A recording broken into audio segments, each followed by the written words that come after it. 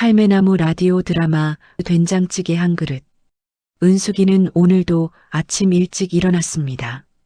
65의 나이지만 평생 해온 습관이라는 게 참 무섭습니다. 눈만 떠지면 자동으로 몸이 부엌으로 향하더군요. 창문 틈으로 새벽 공기가 스며듭니다. 가을 아침 특유의 서늘한 공기였습니다. 은숙이는 슬리퍼를 끌며 부엌으로 걸어갔습니다. 발소리가 빈 집안에서 유난히 크게 울렸습니다. 옆방에서 잠든 남편이 깰까봐 조심하던 습관이 아직도 남아 있습니다. 하지만 이제 깰 사람이 없습니다. 냉장고를 열어보니 어제 끓여둔 된장찌개가 남아 있습니다. 혼자 먹기엔 양이 좀 많았던 모양입니다. 은숙이는 한참 냉장고 앞에 서서 그릇을 바라봤습니다. 남편은 작년 봄에 먼저 갔고 아들은 서울에서 바쁘게 살고 있으니 이 집엔 은숙이 혼자입니다. 혼자 산다는 게 이렇게 조용한 일인 줄 몰랐습니다. 아침에 일어나도 누구 부를 사람이 없고 밥을 해도 혼자 먹고 텔레비전을 봐도 옆에 아무도 없습니다. 말을 걸 사람이 없으니 하루 종일 입을 열지 않는 날도 있습니다. 처음엔 자유롭다고 생각했습니다. 누구 눈치 볼 것 없이 마음대로 살 수 있다고 생각했습니다. 하지만 시간이 지나면서 그 자유가 외로움이라는 걸 알게 되었습니다. 그런데 이상하게도 오늘따라 찌개 냄새가 유난히 구수하게 느껴집니다. 냉장고 문을 열자마자 은은하게 퍼지는 된장 냄새가 코끝을 간지렸습니다. 된장 풀 때 멸치 육수를 진하게 우려서 그런가 아니면 애호박이 제철이라 그런가 싶었습니다. 은숙이는 가스레인지에 불을 켰습니다. 파란 불꽃이 피어오릅니다. 냄비를 올리고 찌개를 데우는 동안 창밖을 바라봤습니다. 아파트 단지 너머로 해가 조금씩 떠오르고 있었습니다. 하늘이 회색에서 연한 주황빛으로 물들어가고 있었습니다. 나무들 사이로 바람이 지나갔고 낙엽 몇 개가 날아갔습니다. 밥을 뜨다 말고 은숙이는 문득 옆집 김씨 할머니가 떠올랐습니다. 며칠 전 계단에서 마주쳤을 때 많이 여위신 것 같았습니다. 얼굴에 핏기가 없고 걸음걸이도 느렸습니다. 혼자 사시는 분이라 끼니를 제대로 챙겨 드시는지 모르겠더군요. 사실 은숙이도 혼자 살면서 끼니를 거르는 날이 많았습니다. 혼자 먹는 밥이 맛이 없으니 대충 과일 하나 먹거나 빵 한 조각으로 때우는 날이 많았습니다. 밥을 하려면 쌀을 씻고 국을 끓이고 반찬을 꺼내야 하는데 그게 귀찮았습니다. 무엇보다 혼자 앉아서 먹는 게 너무 쓸쓸했습니다. 그러다 보니 기운이 없고 기운이 없으니 더 밥을 안 먹게 되고 악순환이었습니다. 김씨 할머니도 그러실 것 같았습니다. 혼자 사는 사람의 마음은 혼자 살아본 사람이 압니다. 배고픔보다 외로움이 더 큰 문제입니다. 밥을 먹으면서도 맞은편 빈자리가 자꾸 눈에 들어오고 혼자 숟가락 소리만 나는 게 견디기 힘듭니다. 은숙이는 그릇에 밥을 담고 찌개를 듬뿍 떠서 옆집으로 향했습니다. 손에 든 그릇에서 김이 모락모락 올라왔습니다. 따뜻한 온기가 손바닥을 통해 전해졌습니다. 복도를 걸으면서도 조금 망설여졌습니다. 갑자기 찾아가면 부담스러워 하시지 않을까, 괜한 참견으로 생각하시지 않을까 하는 걱정이 들었습니다. 복도는 조용했습니다. 아직 대부분의 집에서 불이 꺼져 있었습니다. 은숙이의 슬리퍼 소리만 복도에 울렸습니다. 김씨 할머니 집 문 앞에 서자 심장이 조금 빨리 뛰었습니다. 나이가 들어도 이런 일은 여전히 떨립니다. 하지만 그릇을 들고 온 이상 돌아갈 수도 없는 노릇이었습니다. 은숙이는 용기를 내서 초인종을 눌렀습니다. 딩동 소리가 문 안에서 울렸습니다. 김씨 할머니 계세요? 한참 동안 아무 소리가 들리지 않았습니다. 은숙이는 다시 한번 초인종을 눌렀습니다. 문 너머로 기침 소리가 들립니다. 그리고 천천히 발소리가 가까워졌습니다. 조심스럽게 문을 두드리자 한참 만에 김씨 할머니가 문을 열었습니다. 얼굴이 상기되어 있는 게 어디 편찮으신 것 같았습니다. 아이고, 무슨 일이에요? 김씨 할머니의 목소리가 평소보다 약했습니다. 은숙이는 그릇을 앞으로 내밀며 말했습니다. 아침은 드셨어요? 찌개를 너무 많이 끓여놔서요. 혼자 먹기 아까워서 가져왔어요. 김씨 할머니의 눈이 잠깐 촉촉해졌습니다. 그 눈빛 속에서 은숙이는 무언가를 읽었습니다. 고마움과 안도, 그리고 외로움을 견뎌온 시간들. 그리고는 얼른 웃으며 말했습니다. 요새 입맛이 없었는데 고마워요. 들어오실래요? 아니에요. 저는 집에 가서 먹을게요. 천천히 드세요. 김씨 할머니는 두 손으로 그릇을 받아들었습니다. 그 손이 가늘게 떨렸습니다. 정말 고마워요, 은숙 씨. 이렇게 챙겨주시니까. 은숙이는 그 말에 가슴이 뭉클했습니다. 사람이란 게 혼자서는 밥 한 끼도 제대로 못 먹게 되는 법입니다. 같이 먹을 사람이 있어야 밥맛도 나고 살맛도 나는 겁니다. 누군가 내 밥을 먹는다는 것, 누군가 내가 한 음식을 기다린다는 것, 그게 사는 이유가 될 수 있습니다. 집으로 돌아오는 길에 은숙이는 생각했습니다. 내일은 김치찌개를 끓여볼까 아니면 미역국이 좋을까 하고 말입니다. 계절이 바뀌니까 호박죽도 좋을 것 같았습니다. 그릇 하나가 비었지만 마음은 오히려 더 따뜻해졌습니다. 나눠 먹으니 혼자 먹을 때보다 훨씬 맛있게 느껴지더군요. 집에 들어와서 자기 밥을 먹는데 오늘따라 밥맛이 났습니다. 똑같은 찌개인데 이상하게 더 맛있게 느껴졌습니다. 혼자 먹어도 김씨 할머니도 지금 같이 먹고 계신다는 생각이 들었습니다. 그날 저녁 은숙이는 남편 사진을 꺼내봤습니다. 작년 이맘때 찍은 사진이었습니다. 남편은 사진 속에서 환하게 웃고 있었습니다. 그때만 해도 남편이 이렇게 빨리 갈 줄은 몰랐습니다. 사진 속 남편은 건강해 보였습니다. 은숙이 옆에 서서 어깨에 팔을 두른 채 웃고 있었습니다. 여보, 오늘 옆집 할머니한테 밥 갖다 줬어요. 니도 기뻐하겠지? 은숙이는 사진을 쓰다듬으며 조용히 말했습니다. 사진은 대답하지 않았습니다.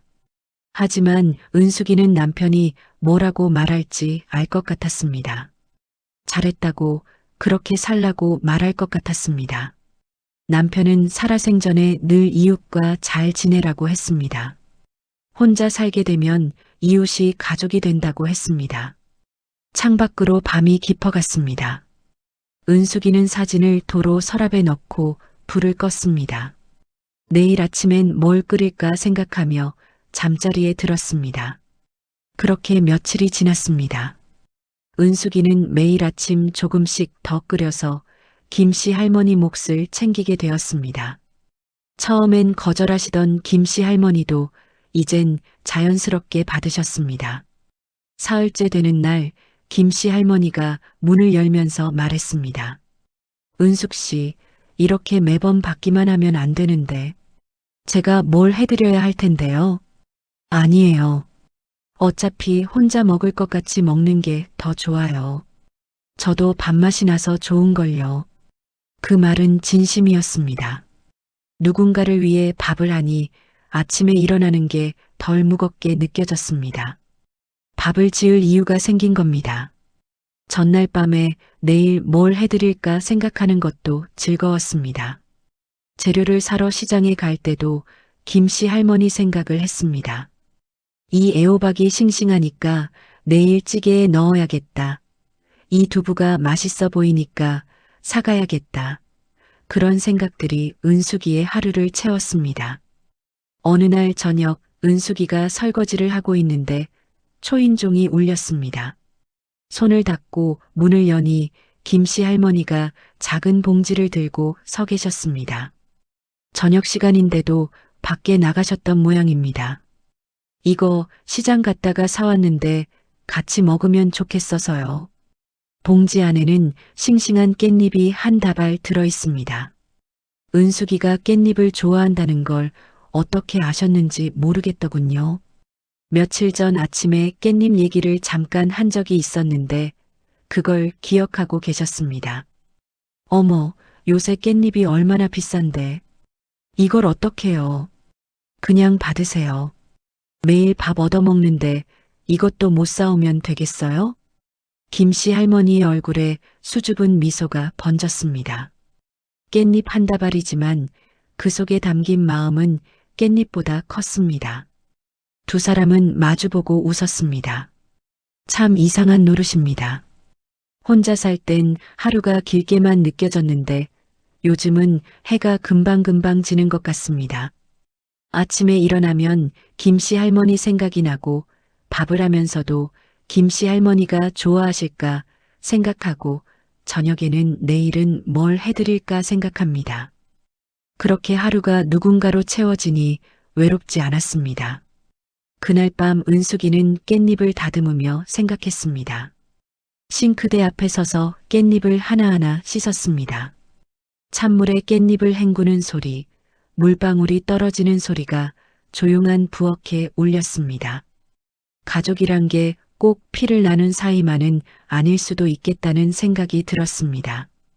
밥 한 끼 나눠 먹고 안부 묻고 그렇게 서로의 하루의 작은 온기가 되어주는 것도 가족 같은 게 아닐까 싶더군요. 남편과 살 때도 이렇게 깻잎을 다듬었습니다. 남편은 깻잎쌈을 좋아했습니다. 밥 위에 고추장 한 숟가락 얹고 깻잎으로 싸서 먹는 걸 좋아했습니다.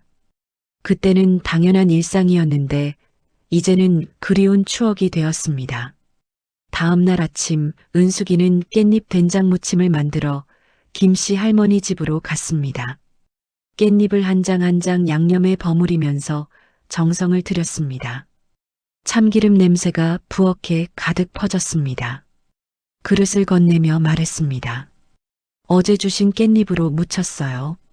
같이 드시라고요. 김씨 할머니가 환하게 웃으며 그릇을 받아들었습니다.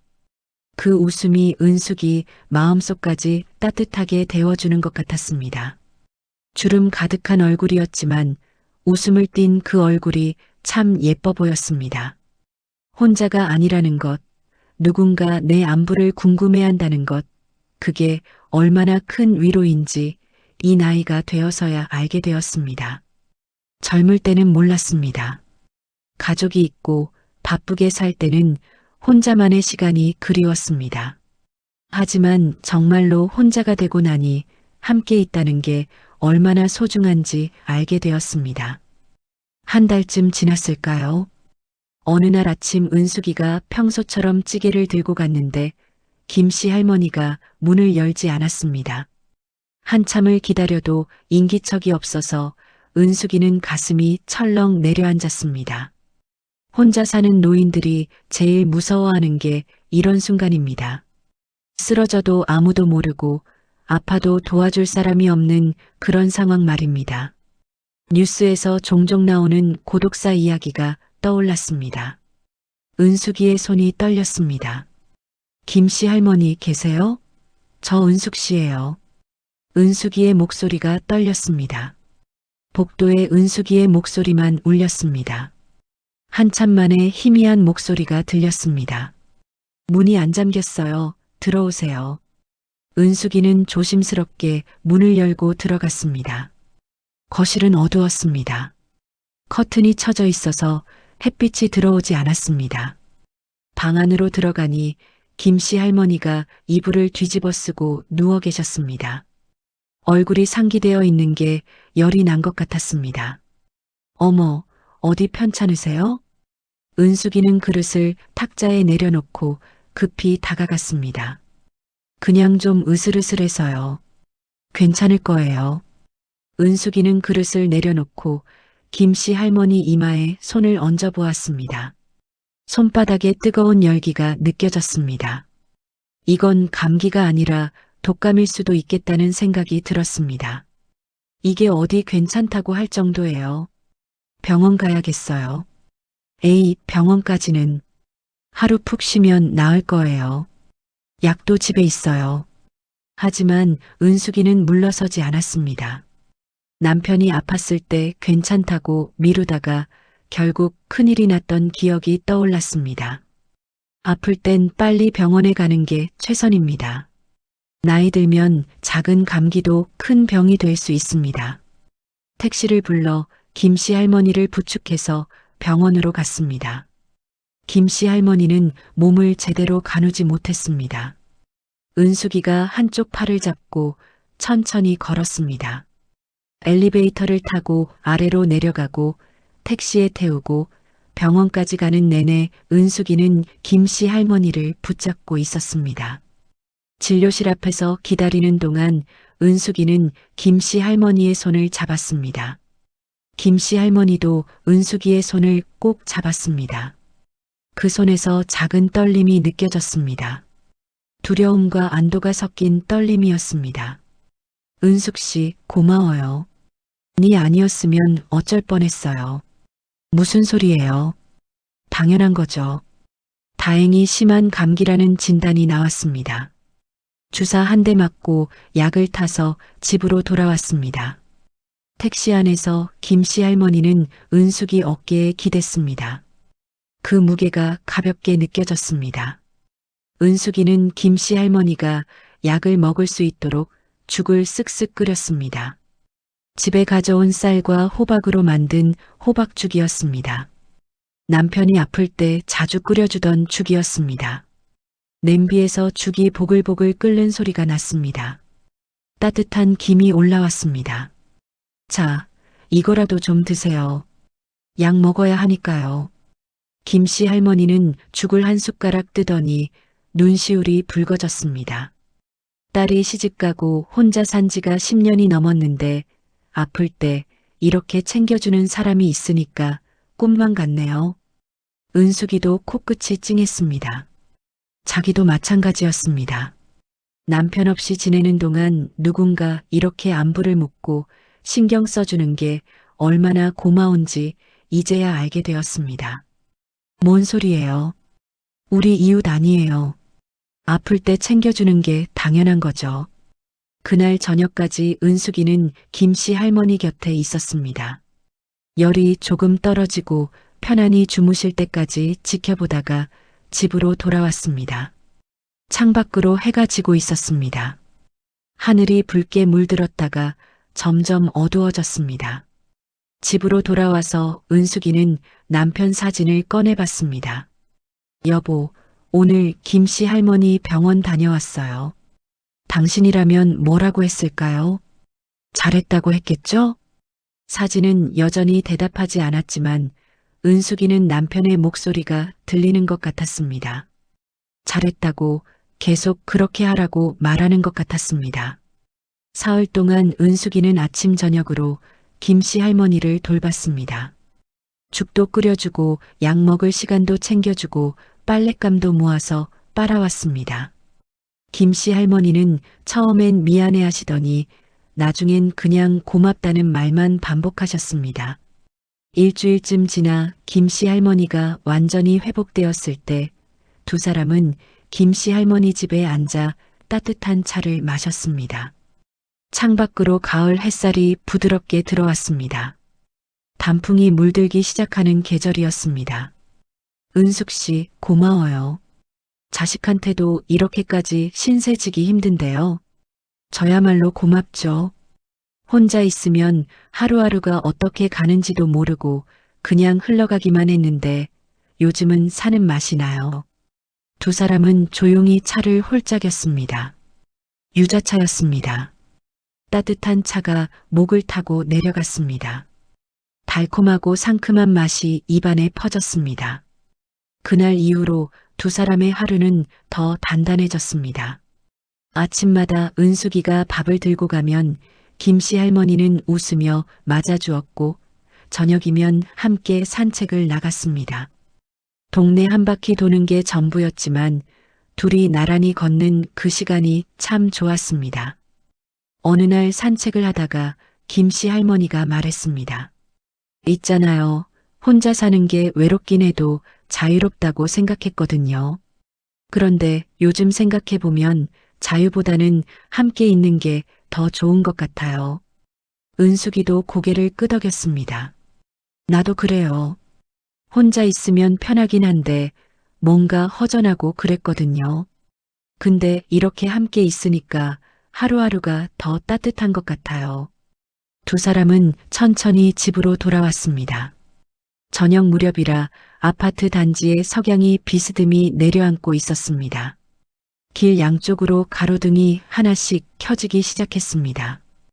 이제 은숙이는 매일 아침 김씨 할머니 생각을 하며 일어납니다. 오늘은 무얼 끓여서 갖다 드릴까? 김씨 할머니는 잘 주무셨을까? 생각하는 게 하루를 시작하는 작은 기쁨이 되었습니다. 그릇 하나에 담긴 밥 한 끼가 두 사람의 하루를 이어주고 있었습니다. 가족이 아니어도 피를 나누지 않아도 서로를 챙기고 의지할 수 있다는 걸 두 사람은 알게 되었습니다. 혼자가 아니라는 것, 그게 이렇게 따뜻한 일인 줄 몰랐습니다. 그렇게 가을이 깊어갔습니다. 단풍이 물들고 아침 저녁으로 쌀쌀해지면서 은숙이의 부엌에서는 따끈한 국물 냄새가 더 자주 났습니다. 그런데 어느 날 은숙이의 휴대전화가 울렸습니다. 아들 민수였습니다. 아들한테서 전화가 오면 의뢰 안부 묻고 잘 지내냐는 말 몇 마디 하다 끊기 일쑤였는데 이번엔 분위기가 달랐습니다. 엄마, 이번 주말에 내려갈게요. 그래, 무슨 일 있니? 아니요, 그냥 얼굴 좀 보러요. 오래됐잖아요. 은숙이는 전화를 끊고 나서 괜히 마음이 두근거렸습니다.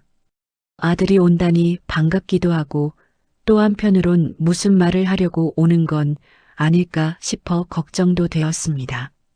아들이 갑자기 내려온다고 할 때는 보통 뭔가 중요한 이야기가 있을 때였습니다. 결혼한다거나 이사를 간다거나 아니면 직장을 옮긴다거나 하는 이야기 말입니다.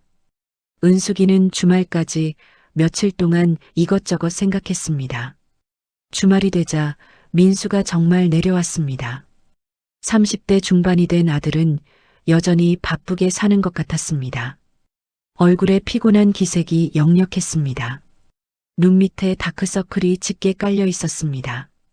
엄마, 밥 먹었어요? 아직인데 같이 먹자. 엄마가 네 좋아하는 고등어 조림 해놨다.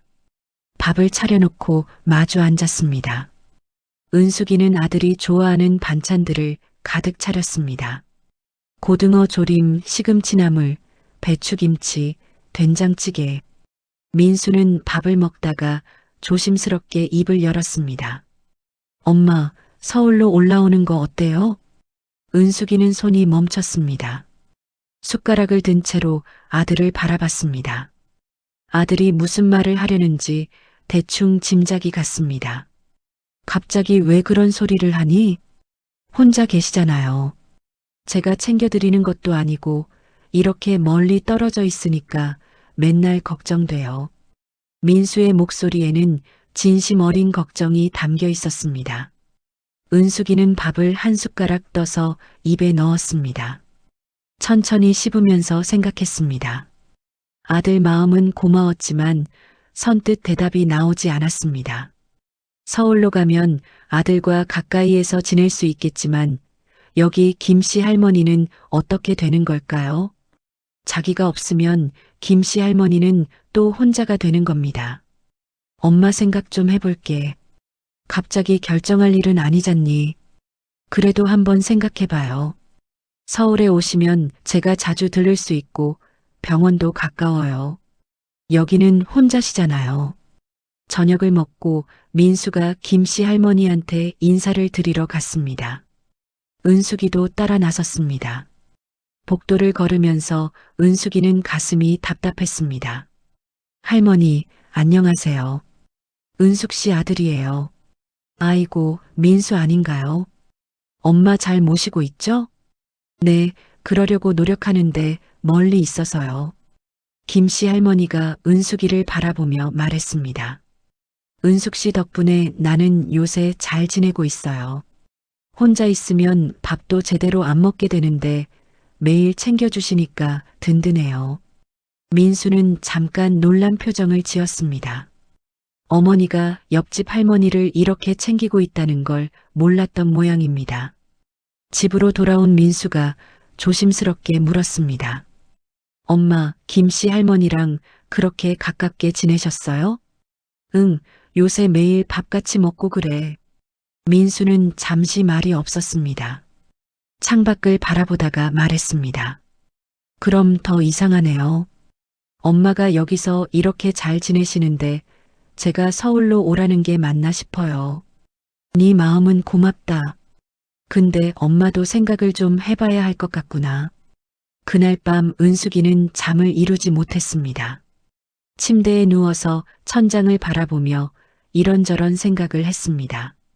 천장에는 작은 금이 가 있었습니다. 언제 생긴 금인지 모르겠지만 오래전부터 있었습니다. 서울로 가면 아들 가까이에서 지낼 수 있겠지만 여기 김씨 할머니는 어떻게 되는 걸까요?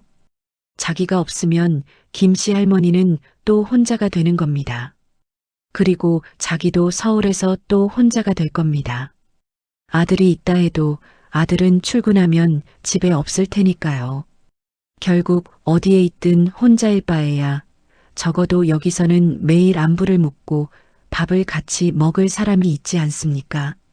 다음 날 아침 민수를 배웅하고 나서 은숙이는 평소처럼 밥을 지었습니다. 그런데 이상하게 손이 자꾸 멈췄습니다. 마음이 복잡했습니다. 쌀을 씻으면서도 계속 생각했습니다. 김씨 할머니 집에 가서 밥을 전해주고 돌아오는데 김씨 할머니가 불렀습니다. 은숙 씨, 잠깐만 앉았다가요. 왜요? 무슨 일 있어요? 김씨 할머니는 차를 한 잔 내오며 말했습니다. 어제 민수 씨 말 들었어요. 서울로 가시려나 봐요. 아직 결정한 건 아니고요. 생각 중이에요. 당연히 가야죠. 자식 곁이 어디예요. 나는 괜찮으니까 너무 신경 쓰지 마요. 하지만 김씨 할머니의 눈빛은 조금 쓸쓸해 보였습니다. 입으로는 괜찮다고 하지만 눈빛은 거짓말을 하지 못했습니다. 은숙이도 마음이 무거웠습니다. 며칠 동안 은숙이는 결정을 내리지 못했습니다. 서울로 가는 게 맞는 건지 여기 남는 게 맞는 건지 알 수가 없었습니다. 밤마다 이불을 뒤집어 쓰고 생각했지만 답은 나오지 않았습니다. 그러던 어느 날 저녁 은숙이와 김씨 할머니가 함께 산책을 나갔습니다. 단풍이 곱게 물든 길을 걷다가 벤치에 앉았습니다. 벤치는 차가웠습니다. 가을밤 공기도 차가웠습니다. 은숙 씨, 나는 말이에요. 은숙 씨가 서울 가더라도 이해해요. 자식이 부르는데 안 갈 수가 있어요. 근데 김씨 할머니는요? 제가 없으면 또 혼자시잖아요. 나 혼자 살아온 지가 오래예요. 괜찮아요. 하지만 두 사람 모두 마음이 편하지 않았습니다. 짧은 시간이었지만 서로에게 익숙해져 있었습니다. 아침에 밥 한 그릇 나눠 먹는 것, 저녁에 산책하는 것, 그런 작은 일상이 이제는 하루의 일부가 되어버렸습니다. 집으로 돌아오는 길에 은숙이는 문득 깨달았습니다. 이건 단순히 어디에 사느냐의 문제가 아니라는 걸 말입니다. 함께 한다는 것의 의미를 다시 생각하게 되었습니다. 아들 곁에 있는 것도 가족이지만 매일 밥을 나눠 먹고 서로를 챙기는 것도 가족 같은 무엇이 아닐까요? 피를 나누지 않아도 마음을 나누면 그게 가족이 될 수 있는 게 아닐까 싶었습니다. 그날 밤 은숙이는 아들에게 전화를 걸었습니다. 한참을 망설이다가 전화기를 들었습니다. 민수야, 엄마 생각 좀 해봤는데 말이다. 네, 엄마. 어떻게 생각하세요? 엄마는 여기서 좀 더 지내보려고. 지금 이 동네가 엄마한테는 편해. 전화기 너머로 잠시 침묵이 흘렀습니다. 그러다 민수가 말했습니다. 엄마가 행복하시면 됐어요. 제가 자주 내려갈게요. 한 달에 한 번은 꼭 내려올게요. 고맙다, 아들. 네 마음 잘 알아. 전화를 끊고 나서 은숙이는 창밖을 바라봤습니다. 옆집 불빛이 따뜻하게 켜져 있었습니다. 저 집에 김씨 할머니가 계시고 내일 아침이면 또 함께 밥을 먹을 겁니다. 그게 은숙이가 선택한 하루였습니다. 거창한 이유는 없었습니다. 그냥 익숙해진 온기를 놓치고 싶지 않았을 뿐입니다. 다음 날 아침 은숙이는 평소보다 조금 더 정성스럽게 된장찌개를 끓였습니다. 애호박도 듬뿍 넣고 두부도 넉넉히 넣었습니다. 대파도 송송 썰어 넣었습니다. 그릇에 담아 김씨 할머니 집으로 갔습니다. 김씨 할머니, 아침 되었어요. 문이 열리고 김씨 할머니가 환하게 웃으며 말했습니다. 어머, 오늘은 찌개가 유난히 맛있어 보이네요. 그럼요. 오늘은 특별히 더 정성 들여 끓였거든요. 두 사람은 마주 앉아 밥을 먹었습니다. 말없이 밥을 먹는 시간이었지만 그 시간이 참 포근했습니다. 겨울이 다가왔습니다. 찬바람이 불기 시작하면서 은숙이의 부엌은 더 바빠졌습니다. 따뜻한 국물이 생각나는 계절이었으니까요. 어느 날 김씨 할머니가 은숙이에게 제안을 했습니다. 은숙 씨, 우리 김장 같이 할까요? 혼자 하시기 힘드시죠? 저도 혼자 하려니까 맨날 미루게 되더라고요. 그럼 이번 주말에 같이 해요. 제가 배추랑 무는 주문해 놓을게요. 두 사람은 김장 준비를 시작했습니다. 배추를 절이고 양념을 만드는 일이 혼자 하면 힘들지만 둘이 하니 수월했습니다. 무엇보다 함께 있으니 시간이 금방 갔습니다. 김장 당일 두 사람은 아침 일찍부터 움직였습니다. 절여둔 배추를 씻고 양념을 만들고 김치를 버무렸습니다. 손이 시렸지만 마음은 따뜻했습니다. 은숙 씨는 고춧가루를 이렇게 많이 넣어요? 저는 좀 매운 게 좋아서요. 김씨 할머니는 덜 매운 걸 좋아하시죠? 네, 나이 들면 매운 거 먹으면 속이 안 좋더라고요. 그래서 두 사람은 양념을 두 가지로 나눠서 만들었습니다. 매운 것과 덜 매운 것. 각자 입맛에 맞게 담그면 되었습니다. 김장을 하면서 두 사람은 이런저런 이야기를 나눴습니다. 젊었을 때 이야기, 자식들 키우던 이야기, 그리운 사람들 이야기. 손은 바빠도 마음은 편안했습니다. 은숙 씨 있잖아요. 서울 안 가기로 해서 정말 다행이에요. 저도 그렇게 생각해요. 여기가 제 집 같아요. 김장을 다 하고 나니 해가 저물었습니다. 두 사람은 피곤했지만 뿌듯했습니다. 김치통을 나눠 가지면서 김씨 할머니가 말했습니다. 올겨울은 김치 걱정 없겠어요. 그러게요. 맛있게 익으면 좋겠네요. 그날 저녁 은숙이는 갓 담근 김치로 김치찌개를 끓였습니다. 김씨 할머니 목까지 넉넉하게 끓여서 나눠 먹었습니다. 겨울이 시작되는 날이었지만 마음만큼은 따뜻했습니다. 그런데 며칠 후 은숙이에게 예상치 못한 소식이 들려왔습니다. 같은 층에 사는 박씨 할머니가 넘어져서 병원에 입원했다는 소식이었습니다. 은숙이와 김씨 할머니는 병원으로 문병을 갔습니다. 박씨 할머니는 다리를 다쳐서 한동안 움직이기 힘들 것 같았습니다. 병실 침대에 누워 계신 박씨 할머니는 많이 수척해 보였습니다. 혼자 사는데 이러면 큰일이죠 뭐예요. 박씨 할머니의 목소리에 걱정이 묻어났습니다.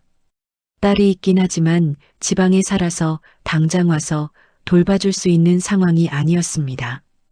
집으로 돌아오는 길에 은숙이와 김씨 할머니는 말없이 걸었습니다. 둘 다 같은 생각을 하고 있었습니다. 은숙 씨, 우리가 박씨 할머니 좀 도와드려야 할 것 같아요. 저도 그 생각했어요. 혼자 계시면 힘드시겠어요. 다음 날부터 두 사람은 박씨 할머니를 돌보기 시작했습니다. 은숙이가 아침 저녁으로 밥을 해서 가져다 드리고 김씨 할머니는 빨래나 청소를 도왔습니다. 박씨 할머니는 처음엔 미안해하며 사양했지만 두 사람이 계속 찾아오자 조금씩 마음을 열었습니다. 정말 고마워요. 자식한테도 이렇게 신세지기 힘든데요. 뭐가 신세예요? 이웃끼리 당연한 거죠. 은숙이의 말에 박씨 할머니의 눈시울이 붉어졌습니다. 한 달쯤 지나 박씨 할머니가 퇴원을 했습니다. 아직 완전히 회복된 건 아니었지만 집에서 지낼 수 있을 정도는 되었습니다. 이제 괜찮으니까 너무 신경 쓰지 마세요. 하지만 은숙이와 김씨 할머니는 계속 박씨 할머니를 챙겼습니다. 이제는 세 사람이 함께 밥을 먹는 날이 많아졌습니다. 어느 날 저녁 세 사람이 은숙이 집에 모여서 저녁을 먹었습니다.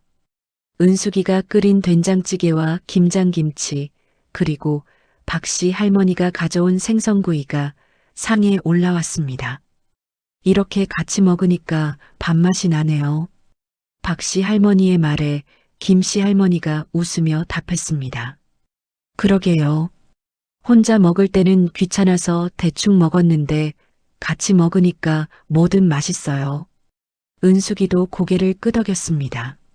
가족이 없어도 함께 밥을 먹을 사람이 있다는 게 이렇게 큰 위로가 될 줄 몰랐습니다. 우리 앞으로도 자주 이렇게 모여요. 돌아가면서 집에서 모이는 거 어때요? 은숙이의 제안에 두 할머니가 흔쾌히 찬성했습니다. 그날부터 세 사람은 일주일에 두세 번씩 함께 식사를 했습니다. 누구 집이든 상관없이 모이는 게 중요했습니다. 겨울이 깊어지면서 세 사람의 모임은 더 잦아졌습니다. 눈이 오는 날에는 창문 너머로 눈을 바라보며 따뜻한 차를 마셨고 추운 날에는 함께 모여 뜨거운 국물을 나눠 먹었습니다. 어느 날 은숙이의 아들 민수가 깜짝 방문을 했습니다. 크리스마스 선물을 들고 내려온 것입니다. 엄마, 메리 크리스마스? 어머, 네가 왜 갑자기? 연락도 없이. 깜짝 선물이잖아요. 김씨 할머니랑 박씨 할머니 선물도 챙겨왔어요. 민수는 새 할머니를 위해 따뜻한 목도리를 준비해 왔습니다. 은숙이는 아들이 자랑스러웠습니다. 세 사람이 모여서 민수가 준비한 케이크를 먹었습니다. 작은 크리스마스 파티였지만 모두의 얼굴에는 웃음이 가득했습니다. 민수 씨 덕분에 멋진 크리스마스를 보내네요. 아니에요. 엄마를 이렇게 잘 챙겨주셔서 제가 감사하죠. 민수는 진심으로 고마워했습니다. 어머니가 서울로 오지 않은 게 처음엔 아쉬웠지만 이렇게 좋은 이웃들과 함께 지내는 모습을 보니 오히려 안심이 되었습니다. 다음 날 민수가 서울로 돌아가면서 말했습니다. 엄마, 외롭지 않으시죠? 외로울 틈이 어디 있니? 매일 할머니들이랑 바쁘게 지내는 걸. 그래도 자주 전화할게요. 그리고 한 달에 한 번은 꼭 내려올게요. 그래, 고맙다. 조심해서 올라가거라. 아들을 배웅하고 돌아온 은숙이는 문득 생각했습니다. 가족이란 형태가 아니라 마음이라는 걸 이제야 알게 되었습니다. 같은 피를 나눈 사람만이 가족이 아니라 서로를 챙기고 의지하는 사람이 진짜 가족이 아닐까요? 매일 밥을 나눠 먹고 아플 때 돌봐주고 기쁜 일이 있으면 함께 웃는 것.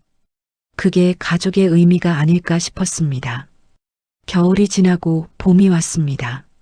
세 사람은 여전히 함께 지냈습니다. 이제는 아파트 단지에서도 알아주는 사이가 되었습니다. 저 세 분은 맨날 같이 계시네요.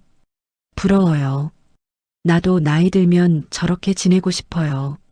사람들의 시선이 부담스러운 건 아니었습니다. 오히려 자연스러웠습니다. 함께 있는 게 이상한 일이 아니라 당연한 일처럼 느껴졌으니까요. 봄날 오후 세 사람은 아파트 화단에 꽃을 심었습니다. 관리소에서 주민들에게 나눠준 꽃모종이었습니다. 여기는 펜지를 심을까요? 저기는 금잔화가 좋겠어요. 흙을 만지며 꽃을 심는 시간이 참 평화로웠습니다. 꽃을 심으면서 세 사람은 앞으로의 계절을 기대했습니다. 이 꽃들이 피면 예쁘겠어요. 그러게요. 매일 나와서 물 주면서 구경해야겠어요. 같이 오면 되죠, 뭐. 세 사람은 웃으며 고개를 끄덕였습니다. 앞으로도 함께할 날들이 많이 남아 있었습니다. 그렇게 봄이 무르익어 갔습니다. 세 사람이 심은 꽃들이 하나둘 피어나기 시작했습니다. 매일 아침 물을 주러 나가는 게 새로운 일과가 되었습니다. 어느 날 같은 동에 사는 이씨 할아버지가 세 사람에게 다가왔습니다. 70대 중반쯤 되어 보이는 분이었는데 혼자 사시는 것 같았습니다. 꽃들이 참 예쁘게 피었네요. 감사합니다. 우리가 같이 심었어요. 이씨 할아버지는 잠시 망설이다가 말을 이었습니다.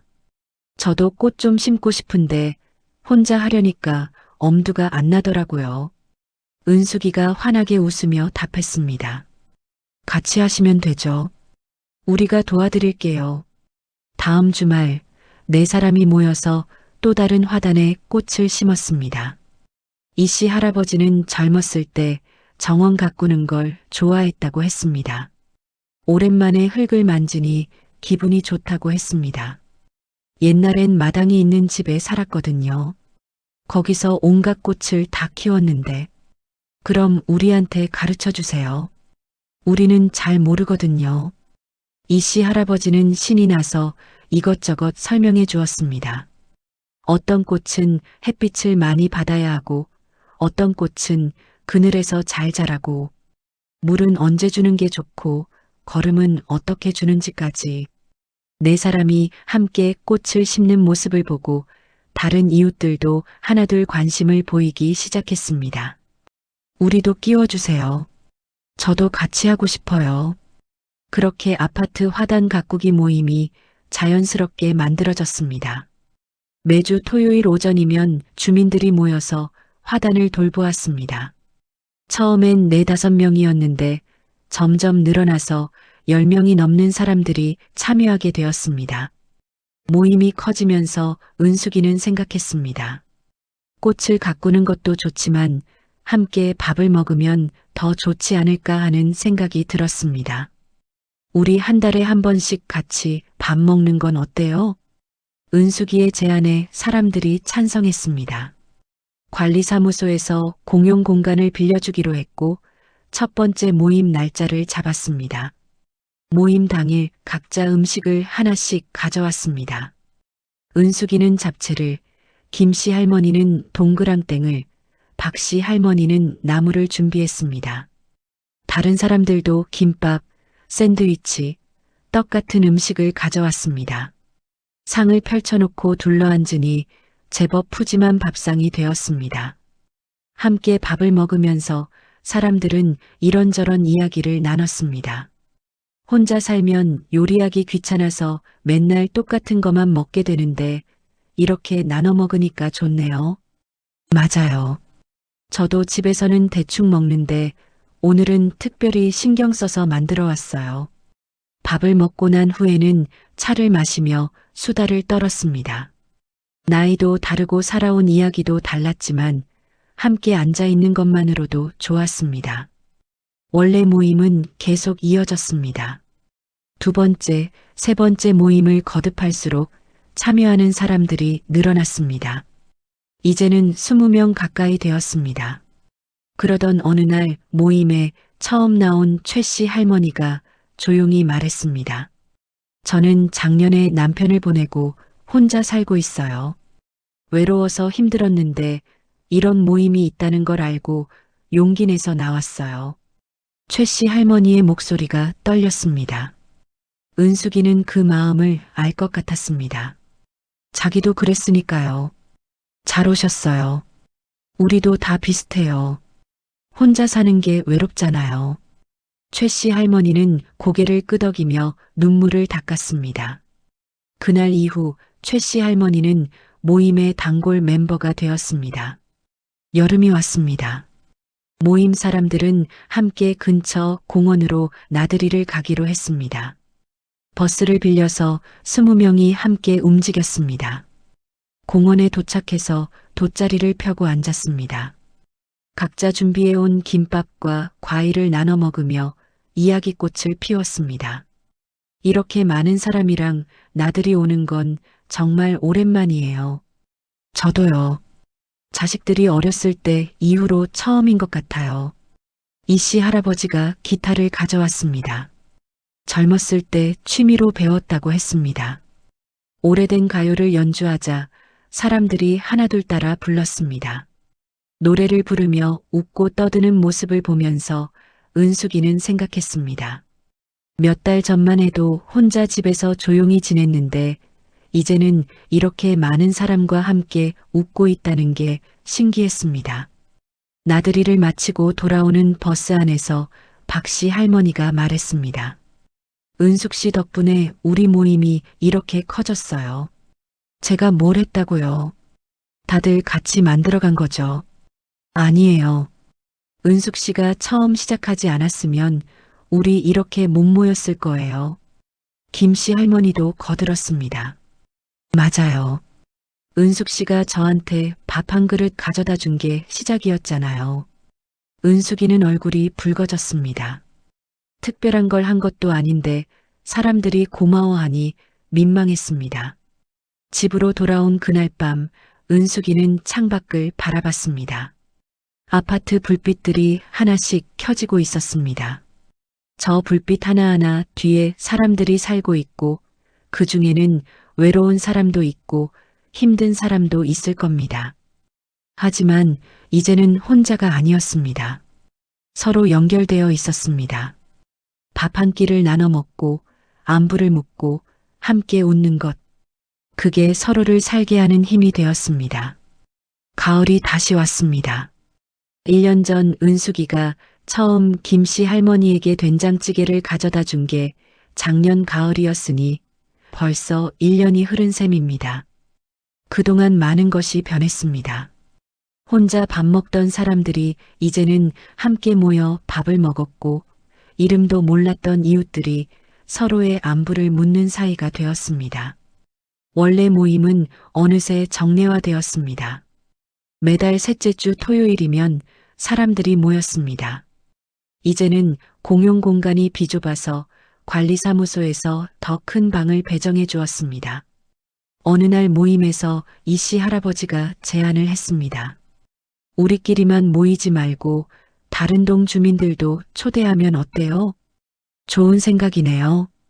혼자 사시는 분들이 우리 동만 있는 게 아니잖아요. 다음 모임부터는 다른 동 주민들에게도 문을 열었습니다.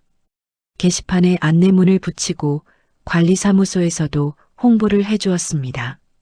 첫 번째 확대 모임 날 30명이 넘는 사람들이 모였습니다. 처음 보는 얼굴들이 많았지만 어색하지 않았습니다. 같은 처지의 사람들이었으니까요. 새로 온 사람들 중에 한 분이 조심스럽게 말했습니다. 저는 옆동에 사는데 이런 모임이 있는 줄 몰랐어요. 진작 알았으면 좋았을 텐데. 이제 알았으니 됐죠. 앞으로 자주 오세요. 은숙이의 말에 그분은 환하게 웃었습니다. 그 웃음 속에 안도감이 보였습니다. 혼자가 아니라는 안도감 말입니다. 모임이 커지면서 새로운 일들이 생겨났습니다. 누군가는 노래를 잘해서 함께 노래 교실을 열었고 누군가는 뜨개질을 가르쳐 주었습니다. 또 누군가는 스마트폰 사용법을 알려주었습니다. 우리끼리 배우고 가르치니까 좋네요. 밖에 나가서 배우려면 돈도 들고 부담스러운데. 맞아요. 여기서는 편하게 물어볼 수 있어서 좋아요. 배움의 자리도 나눔의 자리가 되었습니다. 각자가 가진 작은 재능을 나누니 모두가 선생님이 되고 학생이 되었습니다. 그러던 어느 날 은숙이에게 관리소장이 찾아왔습니다. 은숙 씨, 잠깐 시간 좀 내주실 수 있으세요? 네, 무슨 일이세요? 관리소장은 조심스럽게 말을 꺼냈습니다. 우리 아파트에서 혼자 사시는 어르신들이 참 많거든요. 그분들을 위한 프로그램을 만들고 싶은데 은숙 씨가 도와주시면 좋겠어서요. 제가요? 저는 특별히 하는 것도 없는데요. 아니에요. 은숙 씨가 시작한 모임이 얼마나 큰 의미인지 아세요? 관리사무소에서도 많이 배웠어요. 관리사무소에서는 정기적으로 공간을 지원해 주기로 했습니다. 필요하면 간단한 다가도 준비해 주기로 했습니다. 은숙이는 부담스러웠지만 감사했습니다. 다음 모임 때 이 소식을 전하자 사람들이 기뻐했습니다. 이제 우리 모임이 정식으로 인정받은 거네요. 그러게요. 처음엔 몇 명이서 밥이나 나눠 먹자고 시작했는데, 하지만 은숙이는 한 가지 걱정이 있었습니다. 모임이 너무 커지면 처음의 따뜻함이 사라지는 건 아닐까 하는 걱정이었습니다. 그날 밤 김씨 할머니와 박씨 할머니가 은숙이 집에 왔습니다. 셋이서 차를 마시며 이야기를 나눴습니다. 은숙 씨, 뭔가 걱정되는 표정이네요. 모임이 너무 커지는 것 같아서요. 처음엔 우리 셋이서 편하게 지냈잖아요. 박씨 할머니가 고개를 끄덕였습니다. 저도 그 생각했어요. 근데 말이죠. 우리가 좋았던 걸 다른 사람들도 느끼게 해주는 거잖아요. 김씨 할머니도 말을 보탰습니다. 맞아요. 우리 셋은 여전히 매일 아침 밥 먹잖아요. 그건 변하지 않았어요. 다만 저녁에 가끔 더 많은 사람들이랑 모이는 것뿐이에요. 두 할머니의 말에 은숙이는 마음이 좀 놓였습니다. 그렇습니다. 중요한 건 변하지 않았습니다. 매일 아침 나누는 밥 한 그릇, 서로를 챙기는 마음. 그건 그대로였습니다. 계절이 바뀌어 겨울이 다시 왔습니다. 2년 전 이맘때쯤 은숙이의 남편이 세상을 떠났습니다. 그때는 세상이 무너지는 것 같았습니다. 혼자 남겨진다는 게 너무 무서웠습니다. 하지만 지금은 달랐습니다. 여전히 남편이 그립지만 더 이상 혼자가 아니었습니다. 매일 아침 김씨 할머니와 박씨 할머니가 기다리고 있었고 주말이면 함께 모일 사람들이 있었습니다. 기일이 다가오자 은숙이는 작은 추모 모임을 열었습니다. 가까운 사람들만 초대했습니다. 김씨 할머니, 박씨 할머니, 이씨 할아버지, 최씨 할머니, 그리고 서울에서 내려온 아들 민수까지. 민수는 어머니가 준비한 간소한 상을 보며 말했습니다. 아버지가 보시면 좋아하실 것 같아요. 엄마가 이렇게 잘 지내고 계시니까. 네가 아버지 걱정 많이 했잖니. 엄마 혼자 두고 가는 게 제일 마음 아프다고. 그래서 제가 서울로 모시려고 했던 거잖아요. 근데 엄마가 더 좋은 선택을 하신 것 같아요. 민수는 어머니 곁에 있는 사람들을 바라봤습니다. 그들의 눈빛에서 진심 어린 애정을 느낄 수 있었습니다. 추모 모임을 마치고 사람들이 돌아간 후 은숙이와 민수는 둘이서 차를 마셨습니다. 엄마, 행복하시죠? 응, 행복하다. 처음엔 네 아빠 없이 어떻게 사나 싶었는데 사람은 적응하더라. 이웃분들이 정말 좋으신 것 같아요. 좋은 정도가 아니지. 가족 같아. 피는 안 섞였어도 마음은 섞였으니까. 민수는 어머니의 말에 고개를 끄덕였습니다. 가족의 의미를 새롭게 이해하게 되었습니다. 다음 날 민수가 서울로 돌아가면서 말했습니다. 엄마, 저도 서울에서 이런 모임 한번 만들어 볼까 봐요. 혼자 사는 사람들이 참 많거든요. 그래, 좋은 생각이다. 네가 시작하면 또 누군가 함께 할 거야. 엄마가 보여주셨잖아요.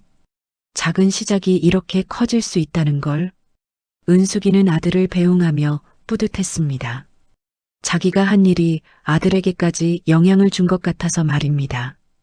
그날 저녁 은숙이는 김씨 할머니, 박씨 할머니와 함께 저녁을 먹었습니다. 세 사람의 일상적인 저녁 식사였습니다. 내일 아침엔 뭐 끓일까요?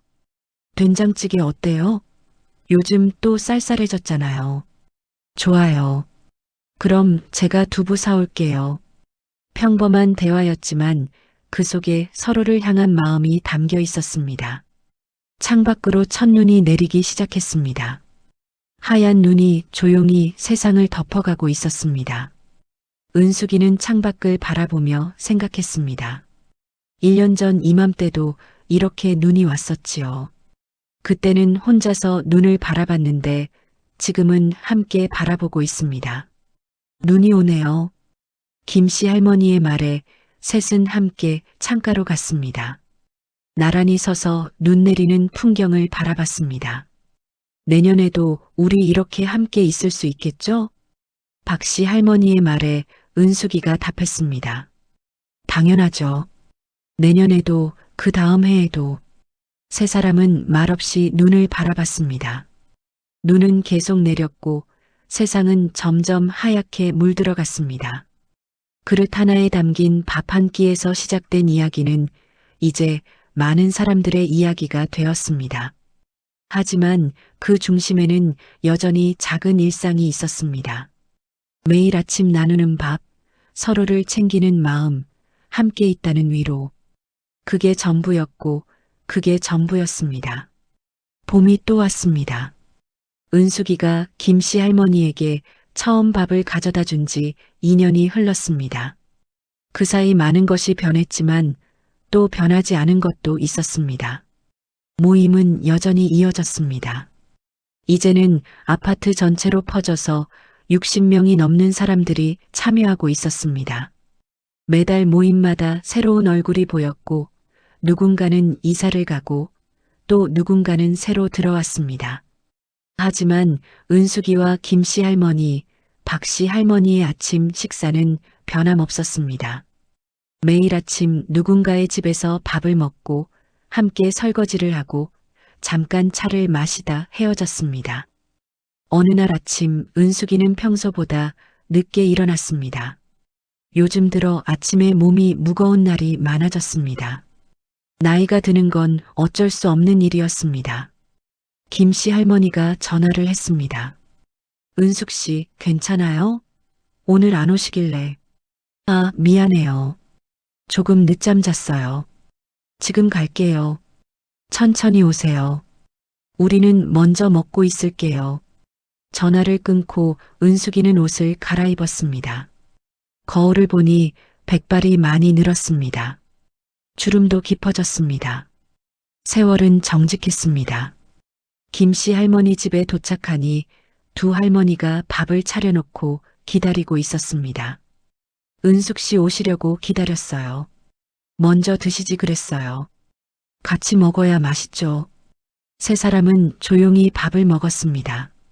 말은 많지 않았지만 편안했습니다. 오래 함께한 사람들은 침묵도 나눌 수 있었습니다. 밥을 먹고 차를 마시는데 박씨 할머니가 조심스럽게 물었습니다. 은숙 씨, 요즘 많이 피곤해 보여요. 병원 한번 가보는 게 어때요? 괜찮아요. 그냥 나이 들어서 그런 거예요. 그래도 검진은 받아봐야죠. 김씨 할머니도 걱정스러운 얼굴로 말했습니다. 우리 같이 병원 가요. 저도 검진 받을 때가 됐거든요. 은숙이는 고개를 끄덕였습니다. 두 할머니의 걱정이 고마웠습니다. 다음 주에 세 사람은 함께 병원에 갔습니다. 검진 결과는 다행히 큰 문제가 없었습니다. 다만 의사는 충분히 쉬라고 당부했습니다. 나이 드시면 무리하시면 안 돼요. 천천히 사세요. 집으로 돌아오는 길에 은숙이는 생각에 잠겼습니다. 천천히 산다는 게 무슨 의미일까요? 이미 충분히 천천히 살고 있는 것 같은데 말입니다. 그날 밤 은숙이는 혼자 거실에 앉아 있었습니다. 창밖으로 봄밤이 조용히 흐르고 있었습니다. 남편 생각이 났습니다. 남편이 살아있었다면 지금 옆에 앉아서 함께 차를 마시고 있었겠지요. 텔레비전을 보다가 잠들고 은숙이가 깨워서 침대로 데려가고 그런 평범한 저녁이었을 겁니다. 하지만 남편은 없었습니다. 대신 다른 사람들이 생겼습니다. 김씨 할머니, 박씨 할머니, 이씨 할아버지, 최씨 할머니, 그리고 모임에서 만난 수많은 사람들. 남편을 잃은 빈자리는 채워지지 않았습니다. 하지만 그 빈자리 옆에 새로운 자리들이 생겼습니다. 빈자리가 사라진 건 아니지만 혼자가 아니게 되었습니다. 은숙이는 찬장에서 밥그릇을 꺼냈습니다. 처음 김씨 할머니에게 밥을 담아갔던 그 그릇이었습니다. 2년 동안 수없이 사용한 그릇. 금이 가고 색이 바랬지만 여전히 쓸만했습니다. 그릇을 씻어서 선반에 올려놓으며 은숙이는 생각했습니다. 내일 아침에도 이 그릇에 밥을 담을 것입니다. 그 다음 날도 또 그 다음 날도 언젠가는 이 그릇을 들지 못하는 날이 오겠지만 그날까지는 계속할 것입니다. 다음 날 새벽 은숙이는 평소보다 일찍 일어났습니다. 어제 일찍 잠들어서 그런지 몸이 가벼웠습니다. 부엌으로 가서 불을 켰습니다. 냉장고를 열어 재료를 꺼냈습니다. 애호박, 두부, 된장. 2년 전과 똑같은 재료였습니다. 멸치 육수를 우리고 된장을 풀었습니다. 구수한 냄새가 부엌에 퍼졌습니다. 이 냄새를 맡으면 마음이 편안해졌습니다. 찌개를 끓이면서 은숙이는 창밖을 바라봤습니다. 하늘이 조금씩 밝아지고 있었습니다. 새로운 하루가 시작되고 있었습니다. 아들 민수에게서 문자가 왔습니다. 다음 주에 내려간다는 내용이었습니다. 은숙이는 미소를 지으며 답장을 보냈습니다. 찌개가 끓었습니다. 은숙이는 그릇 3개를 꺼냈습니다. 자기 것 하나, 김씨 할머니 것 하나, 박씨 할머니 것 하나. 밥을 담고 찌개를 떠서 담았습니다. 김치도 조금씩 담았습니다. 그릇을 들고 문을 나섰습니다. 복도는 조용했습니다. 아직 대부분의 사람들이 자고 있는 시간이었습니다. 은숙이의 발소리만 조용히 울렸습니다. 김씨 할머니 집 문 앞에 섰습니다. 초인종을 누르기 전에 잠깐 멈췄습니다. 2년 동안 매일 아침 이 문 앞에 섰습니다.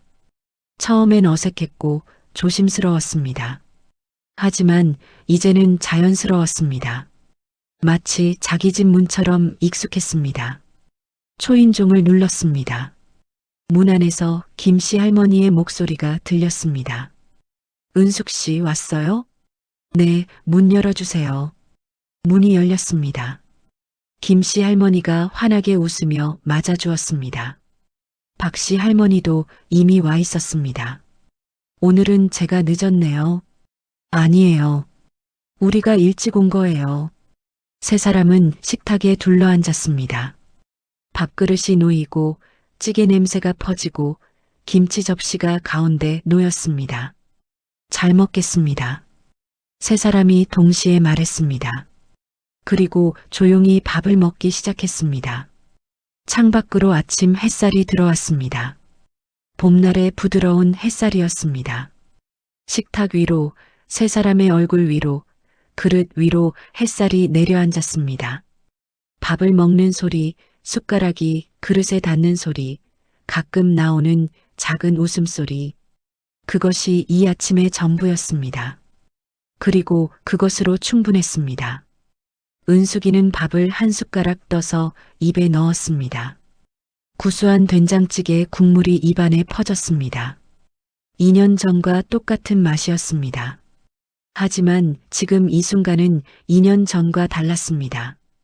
그때는 혼자였지만 지금은 함께였습니다. 그릇은 비어갔지만 마음은 채워졌습니다. 밥을 다 먹고 세 사람은 차를 마셨습니다. 말은 많지 않았습니다. 그냥 함께 앉아 있는 것만으로도 좋았습니다. 창밖으로 사람들이 하나둘 출근 준비를 하는 모습이 보였습니다. 새로운 하루가 완전히 시작되고 있었습니다. 은숙이는 빈 밥그릇을 바라봤습니다. 내일 아침에도 이 그릇에 밥을 담을 것입니다. 그리고 모레도, 그 다음 날도, 언젠가는 이 그릇을 들지 못하는 날이 올 것입니다. 하지만 그날이 올 때까지 은숙이는 계속할 것입니다. 매일 아침 밥을 짓고 그릇에 담고 문을 나서는 일을. 그게 은숙이가 선택한 하루였습니다. 여러분은 오늘 이야기를 어디에서 어떤 마음으로 들으셨나요? 짧게라도 댓글로 남겨주시면 다음 이야기를 만드는데 큰 힘이 됩니다. 구독과 좋아요, 그리고 끝까지 함께 해주시는 시간. 그 따뜻함으로 할매나무는 계속 자라납니다. 고맙습니다. 다음 이야기에서 또 만나요.